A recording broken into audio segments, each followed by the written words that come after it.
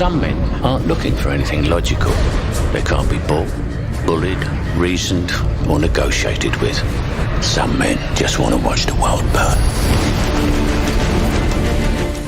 The Joker is no ordinary villain. He's a ticking time bomb waiting for the perfect moment to strike with chaos and cruelty. But what happens when even Gotham's most feared clown crosses lines too dark to imagine? It all began in the grim halls of Arkham Asylum, where the Joker met Dr. Harley Quinn, a bright, idealistic psychiatrist. It wasn't long before his twisted charm and manipulative games lured her into his world of madness.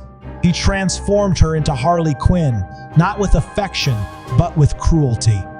One of the most infamous abuse happens in Batman Mad Love, where, after a failed attempt to kill Batman, the Joker throws her out of a window from a 5-story building.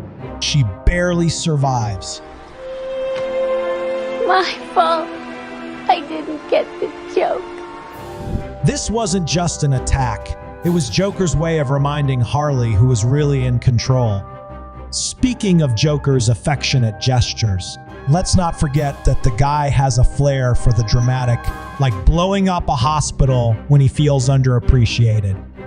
Heath Ledger's Joker in The Dark Knight gave us many iconic moments, but perhaps none more so than the sight of him strolling away from Gotham General Hospital, detonator in hand, as the entire building went up in flames. Picture this: Gotham General Hospital, a place of healing and hope, reduced to rubble in mere seconds. It wasn't just the destruction that sent chills down our spines, it was how effortless it seemed for him. As if blowing up a hospital full of innocent people was just another day for him. This wasn't just a crime, it was a message. Nothing is safe, not even hope. If Coleman Reese isn't dead in 60 minutes, then I blow up a hospital. But when you think the Joker can't get any worse, let's not forget the gruesome prank he played on Gotham citizens with his deadly Smilex gas. Imagine strolling through Gotham thinking it's just another ordinary day when suddenly something's off. People are collapsing, their faces frozen in grotesque grins, as if they've just heard the funniest joke in the world. But this is no laughing matter, it's Smilex. The Joker in Tim Burton's Batman 1989 introduces his twisted creation into everyday products. And before anyone knows it, innocent citizens are dead with ghastly, unnatural smiles. It's dark, twisted, and disturbingly poetic. Because, in Joker's world, why shouldn't the people die laughing? What are you laughing at? But Joker's reign of terror doesn't stop with faceless victims. His cruelty knows no bounds, even when it comes to his own mother. In Joker 2019, we witness Arthur Fleck's gradual descent into madness, which reaches its pinnacle when he learns his mother, Penny, had lied to him his entire life. In a harrowing hospital scene, he suffocates Penny with a pillow, severing the last thread of his humanity. This moment is both tragic and horrifying, because Joker isn't just killing his mother. He's killing Arthur Fleck, leaving only the Joker behind. I used to think that my life was a tragedy. But now I realize it's a comedy.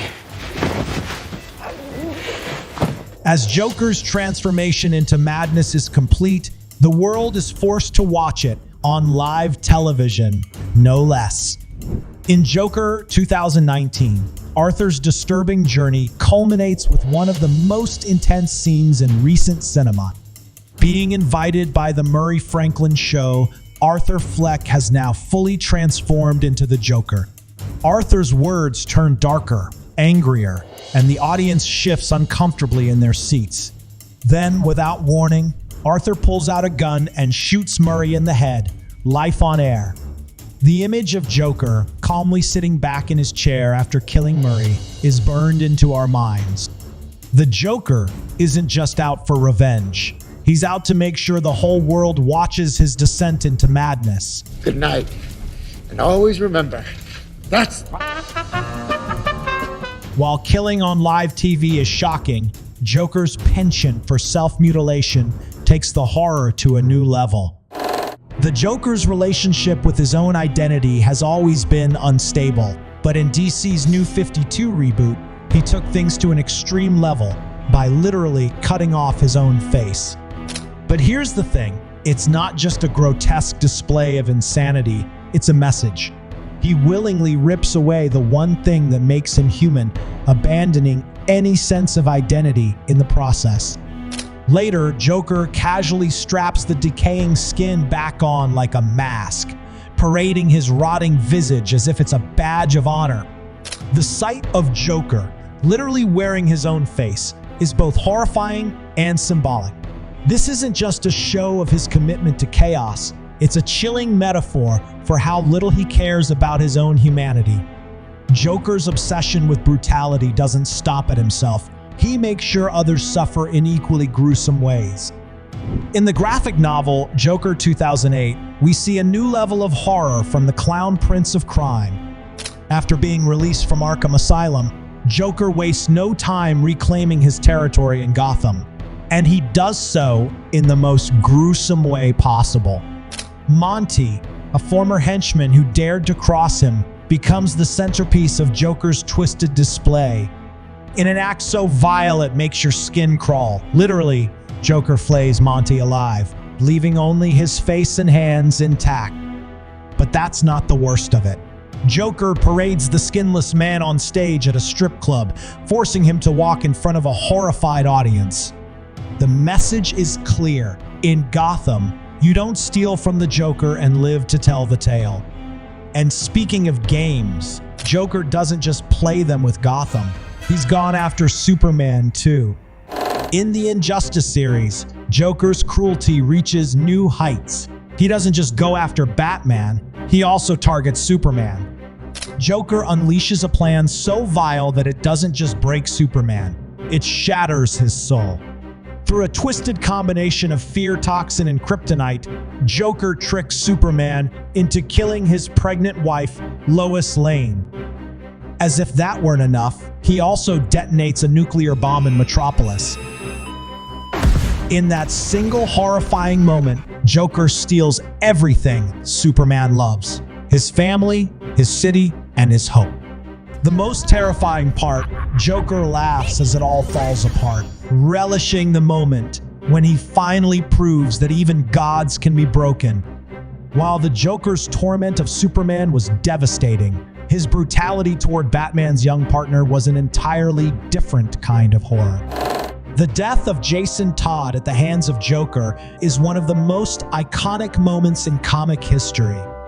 In A Death in the Family, Joker brutally beats Jason with a crowbar and leaves him to die in an explosion.